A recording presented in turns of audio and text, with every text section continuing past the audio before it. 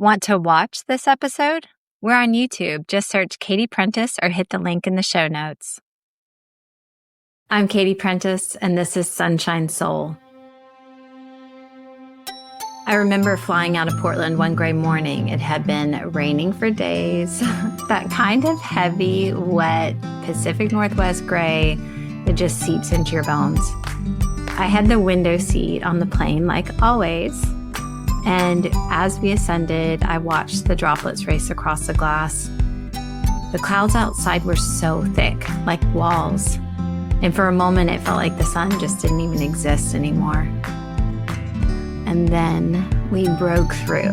Probably my favorite moment. The clouds fell away, and there it was, blue sky, bright light, the sun just sitting there like it had been the whole time. And it hit me in that moment. The sun is always shining, even when we can't see it. Here at Sunshine Soul, we hope, we heal, and we love despite the clouds. We remember that there's light ahead. Welcome to Sunshine Soul. Let's keep looking for the light together. All right, so we are going to talk about faith journey. We could say like religion journey, like exploration and Christianity journey for me. And I'm going to be honest, this episode has made me so squirmy inside. It has brought up all of those things that we just talked about, where it's like, what will they think? Response comes out. People are going to judge me. But I also know that like faith and like politics and money, these are topics that make people uncomfortable. One, because it is so personal, but two, because I think so often people we all want our own choices to be validated by other people's choices. So it feels so much better when someone mirrors my choice, my morals, my faith. It's like, oh, you too? Okay, great. We're both thinking the same thing now. I feel affirmed. I also, have experienced so many different things in my journey of faith, so many different types of denominations, etc. And I just want to say that, like, I support anyone's journey, anyone's exploration, curiosity, faith, and, just ask that same courtesy would be extended toward me. And I'm going to just move forward and share basically the chapters and seasons of my faith in this episode. And I just am going to invite Billie Eilish's motto of go ahead and judge me. Okay, let's go. Episode 5, Evolutions of Faith.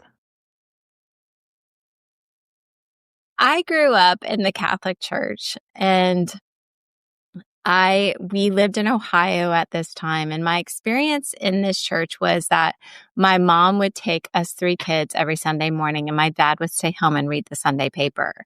It was just like the visuals were so clear. I can still see him in his robes, probably so happy to have some time alone at the house while all of us kids got dressed and got taken to church.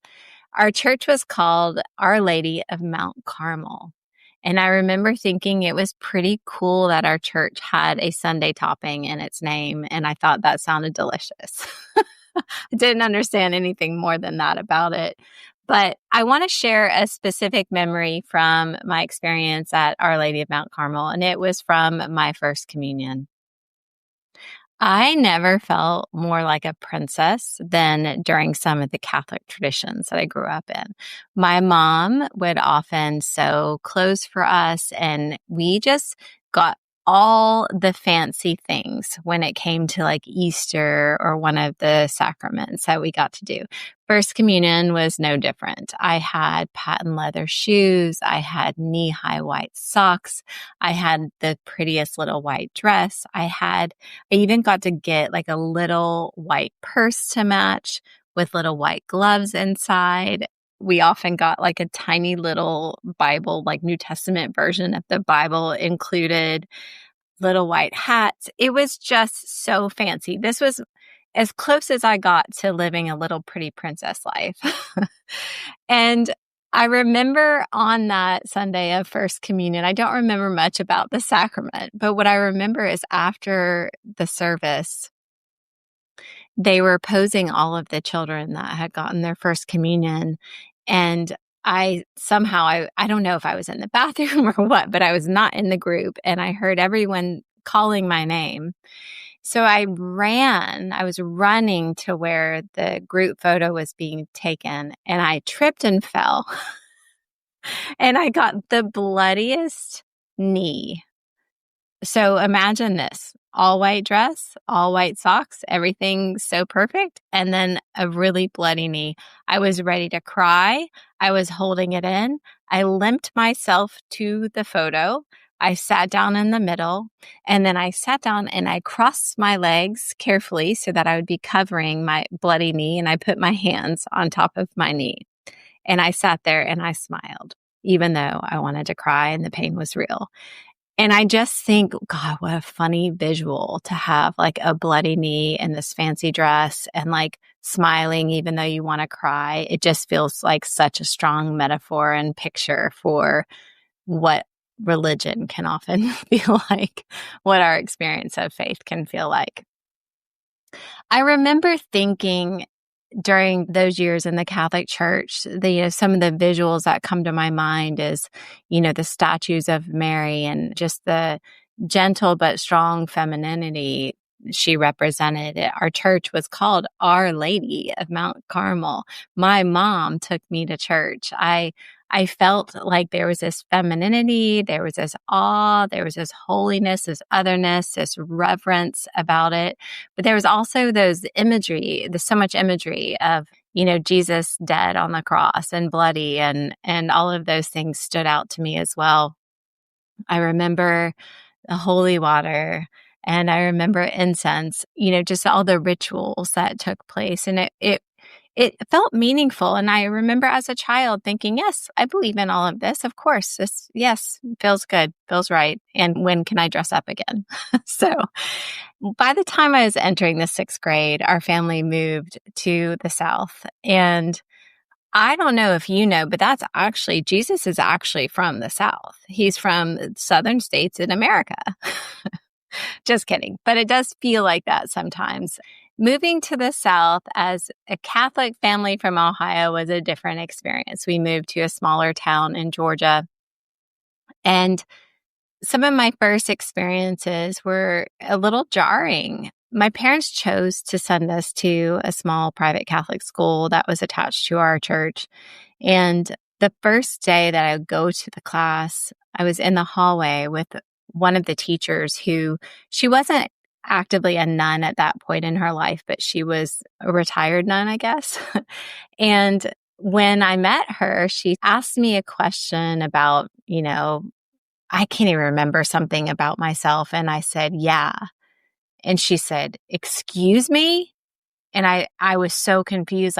I said, yeah. And she said, yes, ma'am. So snappy and so mean. I remember feeling terrified. And here I was in this Catholic school, and this religious authority yelled at me right off the gate because of a cultural difference. Like in Ohio, it would have been sassy and rude to say yes, ma'am to someone. That's the only way we said it. It would be like, yes, ma'am, And in the South, that's what everyone says. So it was interesting being thrown into that and immediately kind of questioning like, oh, here's this nun, but I feel really scared of her. I remember sitting in one of our Catholic services in Georgia, and the priest gave this talk about how to answer as a Catholic if someone asks you if you're saved. And I remember thinking, what? What do you mean? And it was at that moment that I discovered there were a lot of people out there that would say that we weren't Christians as Catholics. And I was so confused about that. Why does there need to be a separation? Why would somebody ask me if I'm saved? And then it kind of made me nervous. It made me feel like maybe we were outsiders, maybe we were others, maybe, questioning like, what does all of this faith stuff mean? The contrast between Catholicism and evangelical culture is really strong there. The nuns seemed angry. Evangelicals seemed so happy. I remember there was this girl in my high school that just seemed so kind and so sweet, and she smiled all the time. And I just thought, who is this girl? And like, what is her deal? And I remember talking to her, and she would talk so much about Jesus and the Bible. And I remember friends telling me that there was something called Christian music. And I was like, wait, what? and and just being exposed to this different kind of faith, it felt like I wanted to explore, and I didn't want to be on the outside, and I wanted to understand the differences and distinctions. Faith felt more, I was thinking about like faith to me felt like maybe there's more to this. Maybe people are happier if they go like a different way with their religion. And so at this point in my life, I'm thinking like faith felt more like a smile, y'all. Like it just felt like these happy people walking around. During this stage in high school, I started exploring things even more. I would go to church with my friends. So here I was, I'm in Catholic church every Sunday with my family. My dad starts attending church at this point in our life. And my dad was always like an incredibly hard worker, a really strong businessman our whole life. He always provided for us, and I'm so grateful. And at that point in his life, I'm sure it was more complex than this, but I remember him articulating that in the culture we were in, it was better for him to attend church, even for like his work relationships and stuff like that. And so it kind of touched a nerve with me, or made me come to a new realization that here, culturally in the South, it is important that you go to church. You will be accepted or rejected based on whether you attend, which was fascinating to me. So many of my friends in the South attended all different types of churches. I went with them. I went to Baptist church, Methodist church, Pentecostal church, Assemblies of God. I would go to youth groups on Wednesday, Sunday night services. I was just open and interested and curious in all of it. There were really cute youth group boys at the Wednesday night services. The pastor kid playing the drums was so cute up on the stage. I remember just thinking like, I was still so confused because in my mind, I had always believed in God and it felt like a yes to me. But there was something that people were saying I needed to have. There was something different that they said I needed to do, words I needed to say. And I wanted to belong. And I loved what I knew of my faith. So I was eager. I found myself responding all the time. It's funny to me to think about now, but it just shows a sincerity in my life where I'd go to a service and they'd have an altar call and they would say things like, if you've never been a Christian and you want to give your life to Jesus, like raise your hand. And I'd be like, well, that's not me. And then they'd say, if you just want more when you're with your relationship with God and you want to rededicate your life, raise your hand. I'd be like, okay, that's me. Let's do that. I think I rededicated my life like 5 or 6 times in 1 year. That year, I was like following this evangelical path. This path would say you have to have salvation in a very specific way. This path would question my baptism that I had as an infant and say I needed to be baptized. This path would say that you needed to pray in certain ways, read the Bible in certain ways, like attend church in certain ways. And, I was game. For me, at this point in my life, faith actually felt like friendship and belonging. There was like a lot of life behind it. During my high school years, I also got involved in an organization called Young Life, and I absolutely loved my time with that organization. Like faith became fun. Faith became more casual. Like we would sing songs together and like do silly skits together and then hear a little motivational talk. And these were where my friends were. It felt wholesome and good and nurturing and fun. And I was happy. I was understanding things about Christianity that I had never heard before. I was exploring who Jesus was on my own for the first time, not just through the church. And I liked the autonomy of that. And I wanted to stay faithful and deepen my path in that way. After high school, I went to college and was trying to figure out where to explore faith and how to plug in. I remember looking for young life organizations in college and trying to think about how to volunteer as a leader there. I went to a small school in Northwest Georgia, and there was no young life in that town, or if there was, it was like too many hurdles to jump through as a young college student. But there was a new organization that was starting on my campus called Campus Outreach. And this organization is kind of a blend of Campus Crusade and maybe Navigators and different organizations like that, if anyone's familiar. There were some people that I knew that seemed like serious about their faith in the way that I wanted to be serious about my faith. And I got to be friends with them, and they invited me to meetings, and it seemed really good. It seemed like we're in this organization that takes their faith really seriously. They take, the disciplines of prayer and scripture and community and all of that very seriously. And so I wanted to plug in once again.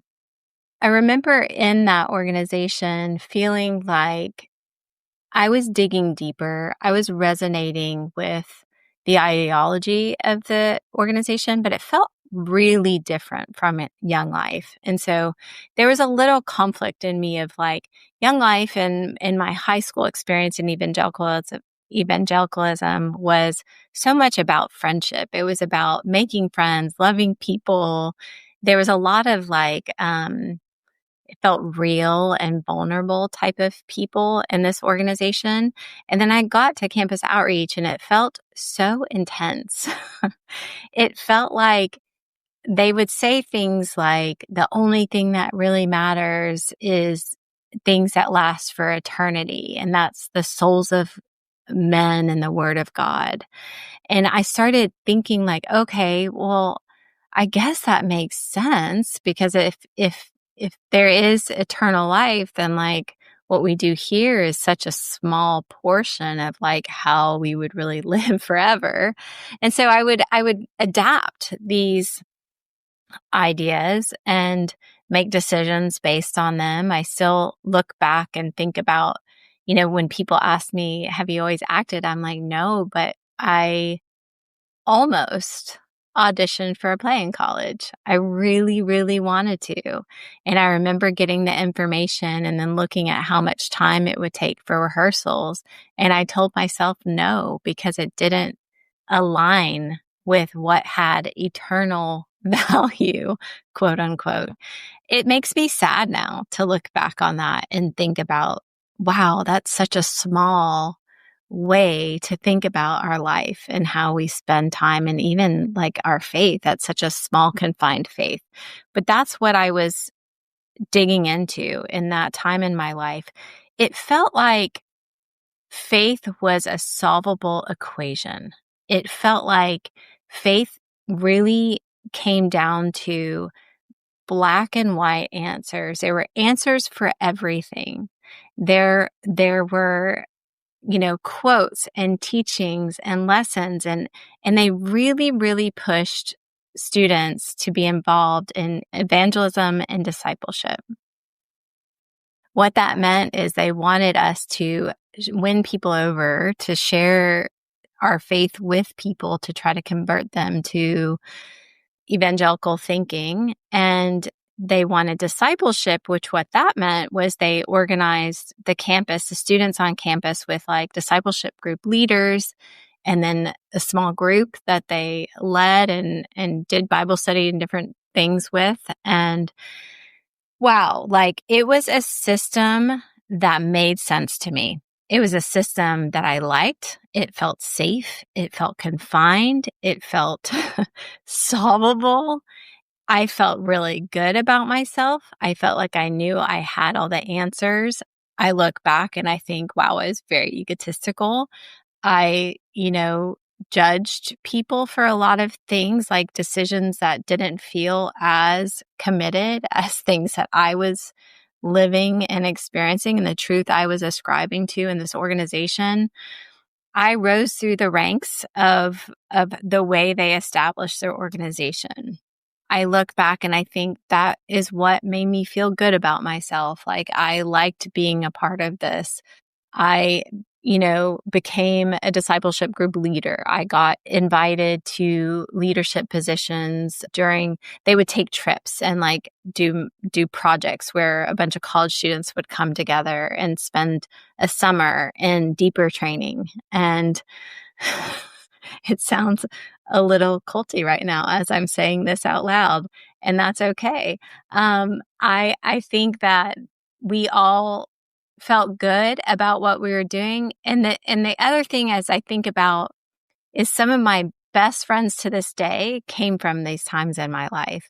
And so even though we can shift and change in what we think and what we perceive, I think that life is so cool how there's still like so much beauty despite some of the choices that we make. The organization that I was in is really run primarily by 20-somethings. When you think about it, it really relies on students getting more students involved. And the leadership is basically recent graduates from college organizing these students and getting this organization to grow. There was pressure to quote unquote reproduce, to to win people over and have this. There was such like an external judgment of whether people were able to do this or not, gather a small group or like influence people. Sometimes I'll talk to friends that were kind of on the peripheral of this organization. And I'm like, why did you not do it? Like, how did you know? Like, how did you know that it was like, okay to just do your life or travel to Europe or not try to rise through the leadership ranks of this? And we have a laugh about it now, but I think it's interesting to look back. Sometimes I look back and I think, I probably owe a lot of people apologies for this time in my life because of the pressure. We all felt this pressure. I have to try to be gentle with myself and understand what about me like needed that time and hope that they all can be gentle with themselves too and hopefully with me as well.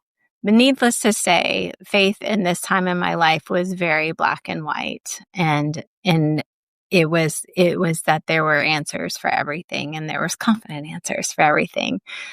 The other thing that really was highlighted in this time in my life was just about male leadership, which is fascinating to look back on as well. There were I remember sitting in one meeting and they asked for volunteers to pass out papers to the group. And of course, I'm like, sure, whatever, I'll volunteer to pass out papers.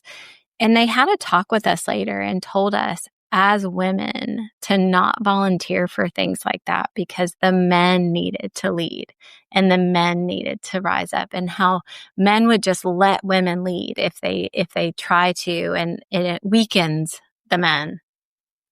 Oh, wow. Like, let's unpack that for a moment, right?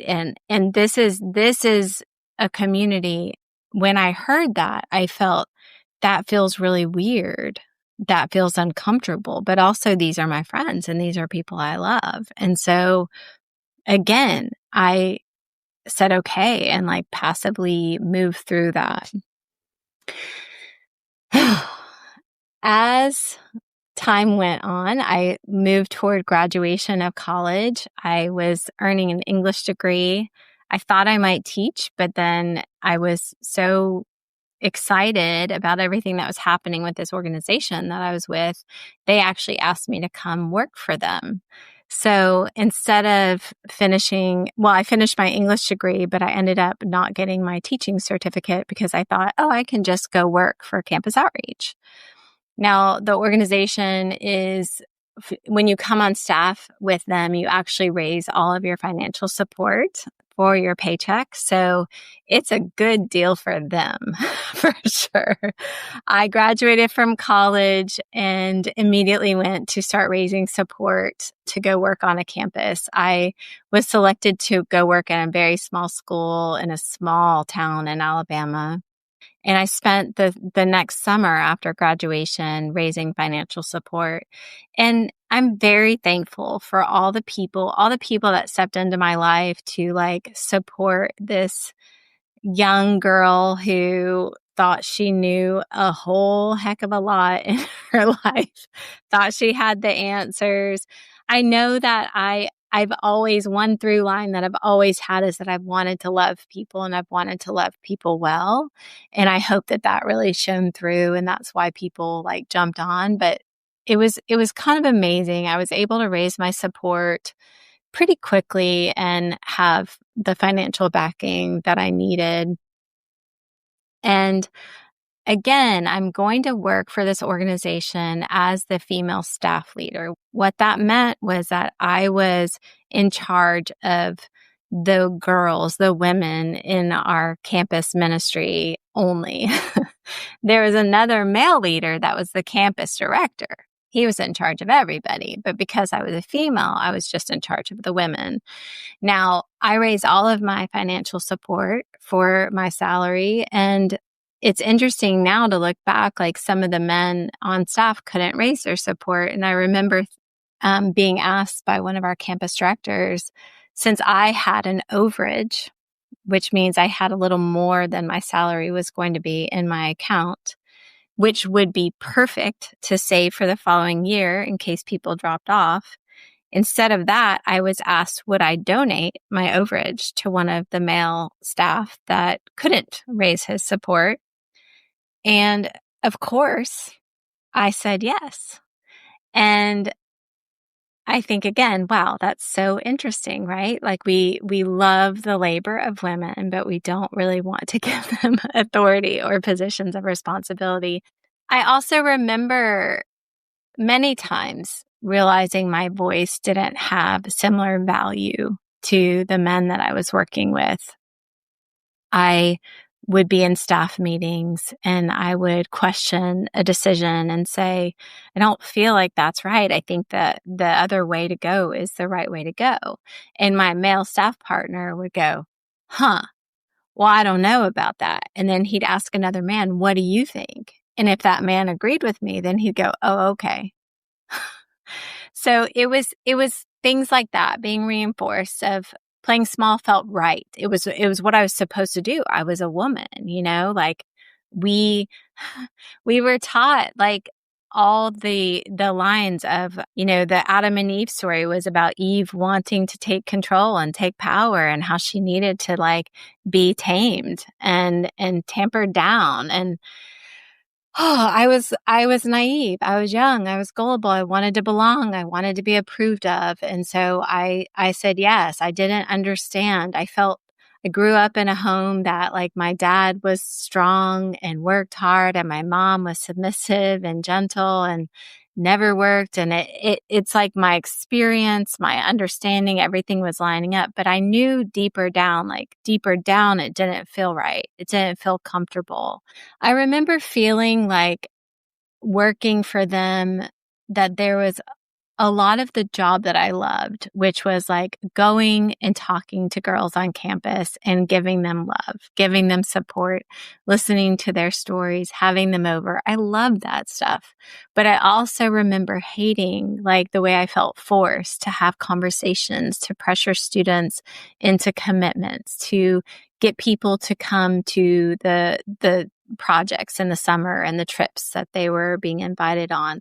It didn't feel good. It felt wrong. It felt like I was seeing people's mental health decline in some capacity in our organization. I was seeing some fallout. I was seeing people get burned by the way the organization worked. And again, I kind of thought, well, I could be in this organization and still be like an outlier who supports and loves and like kind of circumvents these things. But I know that I didn't do that well. I know that I burned people myself. And that is something I have to live with. I have to think about these people and wonder, are they okay? This is actually making me want to reach out to people right now. So I have some work to do still on this, even this many years later. But I worked for this organization for a year and a half, and then I met Brian, and we got engaged at a very young age, and he was going to go to law school. We got married in May, and then he went to law school the following August, and he lasted for 2 weeks before he realized that it was not for him. He absolutely did not connect with the material, the people, like the whole vibe of the place. It was a confusing time for him, but it felt like the wrong decision. So we were kind of in limbo for a while and unsure. He was unsure of what he wanted to do professionally as a career. And lo and behold, we were recruited back into the ministry that I had just finished working for. It was a win-win. They could get him on staff and me with one person's salary. We could raise his salary with my financial backers that I'd already had and connected with. So we did it. We were excited about the opportunity, and we ended up moving to a small college campus in Alabama again. And we worked there for about 2 years. We had our first child at this point. Brian did not love the campus work. Again, we loved the students, loved the people, but he was like, with the pressure to like go have conversations with kids he didn't know and just to constantly be like so outgoing and gregarious about it all. He eventually ended up coming to work for a church, a large Presbyterian church in Birmingham, Alabama. He ended up being the college pastor at this church. Our college ministry there had hundreds of students in it. This church was massive. It was a mega church. It had buses in the parking lot to take you from your car to the church building. This is where we lived our next number of years together. We had 3 kids through these years. He would go early and set up his college program. It was basically like a small church within a big church. I'd be wheeling the stroller with all 3 of our kids up to this building. I was working to support him, working for free as his wife, loving these college students. I still, to this day, there's so many, every time I think about these students that were in our lives, they're our friends now. Like, I love all of them to this day. They were with us when we were like having our first kids. They were babysitting for us. They were like supporting us as a young family. It was a beautiful community time that we had there. And while we were there, the church paid for him to start going to seminary. And this really fueled Brian's fire. Like, he loved learning. He's a really naturally curious, intelligent man. And so getting to learn and dive deeper into theology was so wonderful for him. And I remember being there at this church, and we're starting to rumble and we're starting to question things. We were sitting in this massive Presbyterian church. It was a PCA denomination. And we're hearing like insular language, like us versus them. It was confusing. We're seeing like moments where there's just American flags like hung all the way up the huge long drive to get to the church because it was some sort of patriotic day. We're like, what? The pastor that we started there with changed guard. There was a new pastor that came in, and he would do Sunday night services on Civil War leaders. And we're like, what? Back then, this was like years and years and years ago. And we're like sitting there thinking, this doesn't feel like us. We're getting tired of the cultural assumptions in the South where everybody doesn't say, do you go to church or do you have faith? But they say, where do you go to church? So again, like, we loved the people that we were with, but we were feeling rumblings. We were feeling discomfort. We were starting to question things. We were questioning things about the ministry that we had grown up in. We were questioning things about the church we were in. It wasn't pleasant. People weren't happy with questions during that time. But all of that to say is as Brian developed and deepened his work in seminary, we realized we were at a place in our life where he could go to the physical campus. He was taking classes from a school in Florida, and we could spend his last year of seminary there as a family. So we packed up our things, sold our house. Abigail, our third child, was only 6 months old. We moved to Florida, lived off of the sale of our house for that 1 year while Brian was in classes full time to finish his degree. So at this time in our life, our faith had become more professional. Like it was like, this was our work. This was our job. This was something we did. And that feels, a lot of people would rather us say it was a calling, rather us say it was a mission. And that's fine if you want to use those languages, but it was our job.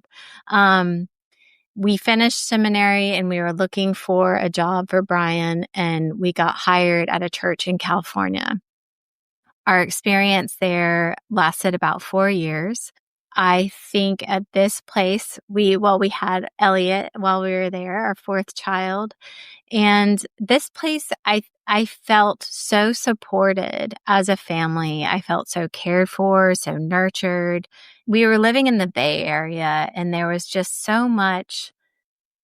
The culture that we lived with in that time was so diverse. It was so fascinating to meet people from all different backgrounds, and it was highly educated. So many of the people I met there had multiple PhDs. I was moving there and terrified of being some sort of cultural assumption of like, here I am, this woman with 4 children, married to a minister and from Alabama. This is not going to look good. But I remember the people there being naturally curious and open-minded. And it was such a breath of fresh air from the experience where I had like my walls kept feeling like they were getting closed and closed in. My world was so like the people and the relationships I had all started to look the same. So we got to move to California and expand some of that, where so much of our faith was contracting in on itself. I was finally feeling some expansion, but there was still confusion about the way things were. I remember this church was trying to lean into women in leadership and trying to figure out how to thread needles of, here we are in a patriarchal denomination, but we also like highly value women leadership. How can we not get in trouble with the denomination, but still like elevate women? And so for me, I was like, okay, that feels right, but also wrong. Like, why is it so hard? We are in a very modern day. And so again, there was like just some rumbling happening within me of like, I love this place, and we're still so far from where I'd actually like to be as a person. But here I am, married to someone who is employed by this place. So it's very complex and it's layered. I think from working for churches for a lot of years, I always say churches are really big businesses without HR departments. And I stand by that because I've seen so much fallout from churches hiring and firing and like just no policies in place for like employment or behaviors or how to report people. Oh my God, don't even get me started on that when you're in a patriarchal system and there's no like way to report people. Oof.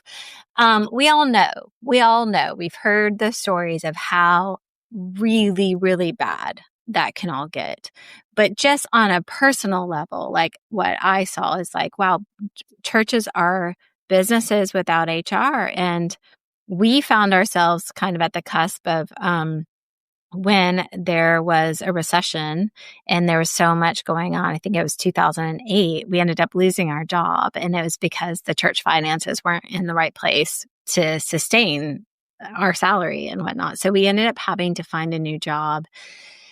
And that is what got us up to Portland, Oregon. Brian took a new job at a church here in town, and moving here was complex. I was struggling with feeling like a fish out of water no matter where I was. I loved my life in California.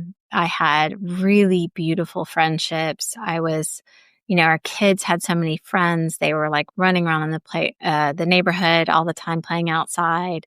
And we moved to Portland, and I could not find my place. I was at our kids' environmental elementary school, which is as Portlandia as it can get when you think about the show of Portland. I love those people, but I felt so like I don't know how to belong here. And then I'd go to our church group and felt I'm not sure I know how to belong here either. I felt like faith became confrontational when I moved to Portland. It was so stark, the contrast between like outside the church and church. I thought nobody here goes to church to look good.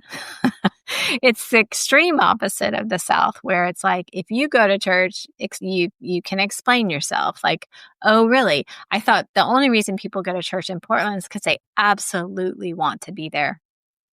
We found a lot of contrast in our congregation between people who I would say feel like the old guard, who are trying to protect theology and doctrine and retain black and white answers to really complex and layered questions. They are people that would fight you if you had any kind of curiosity or question anything that you said you believed. And then there was what I call like the refugees who would come to our church because they had grown up in a really conservative, extreme environment, and they were trying to figure out if they even still believed in anything. They were trying to heal. They were trying to ask questions. They were trying to process. And somehow in all those years that we worked there, we were trying to balance and thread those needles. But faith became really confrontational during those years to me. I felt like there was one conflict after the other that I was witnessing.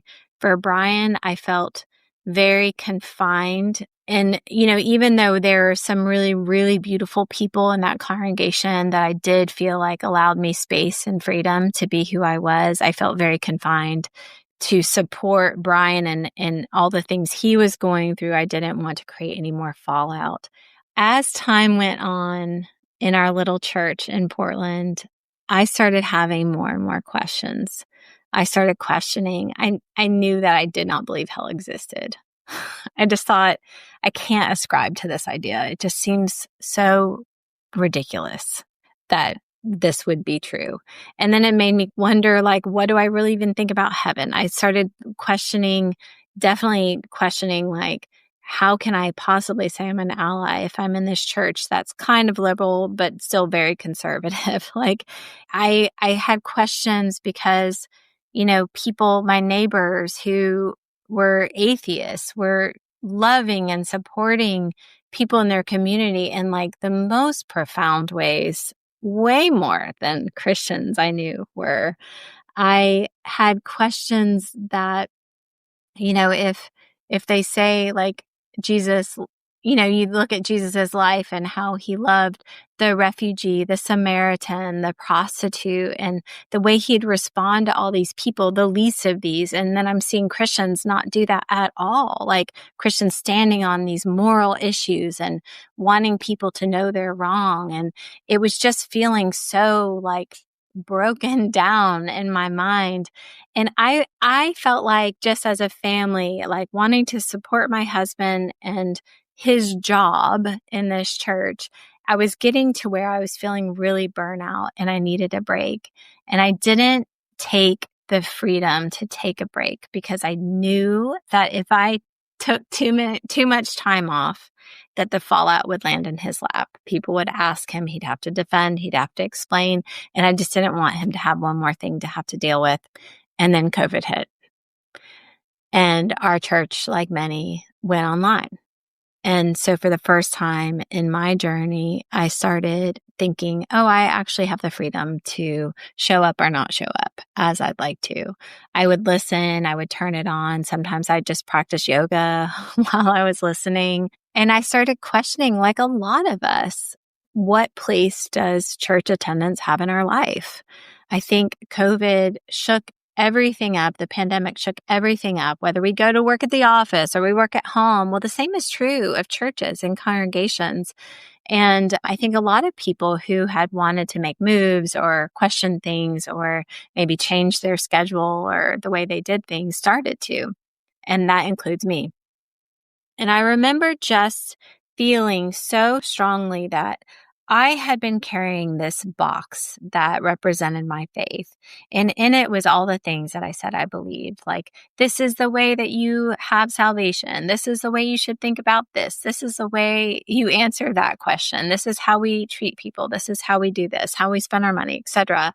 And I had this box and it was all like so heavy and so neatly packed. And between the Trump presidency and how polarizing that was and how so many Christians supported this man that, says that he sexually assaults women online. That was like the first thing that came out, that, he vocally admits doing this, and then Christians are like, yeah, he's our guy. And I'm like, I don't understand this box anymore. And then I already had questions, and then COVID hit, and I felt like I just dropped it. And it splattered on the sidewalk, and it shattered into a million pieces. And I felt like I was standing just looking at the contents of the box, looking at the box shredded and in this pile, and just feeling like I'm not sure what I want to pick back up. And actually feeling like that's okay. Like, I don't have to know what I want to pick back up. And I think since then, I kind of just walked away from that box and its contents. And I feel like in my exploration, that faith finally feels like a freedom to me. I feel like I get to choose. When I feel gratitude deep in my bones, I can express it however I want.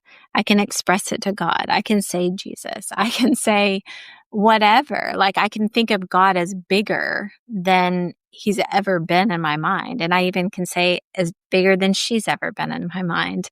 I can see like the role of women in faith communities in a different way. And I think about like the ease that I've been brought into personally in my journey of letting go of some of those black and white capital T truths that we used to say were non-negotiable. And I think about how little knowing of myself I had, how much self-denial I was in, how such little regard that I had as a human because of the way I ascribed, the way I thought of my faith. And now I feel it's such a paradox, because I feel like I know myself in a deeper way. I trust myself in a deeper way. I feel like I'm able to give myself love and support in a way that I've never known how to. I feel so confident and at ease and comfortable. And I feel like faith is freedom. I feel like I don't know where my journey is going to end. And I don't feel like I have to know. I just am thankful for that freedom and knowing that I really will always believe that something bigger exists beyond us in this world, and how we define it and the words we use often are so similar, even when they sound different. And I love that. I love how unifying that feels and how connected that feels and how expansive that feels. This episode was brought to you by yours truly, Katie Prentiss. Produced and edited by the fabulous Lindsay Guentzel. Our incredible Sunshine Soul theme music was created by the one and only Adam Sweeney.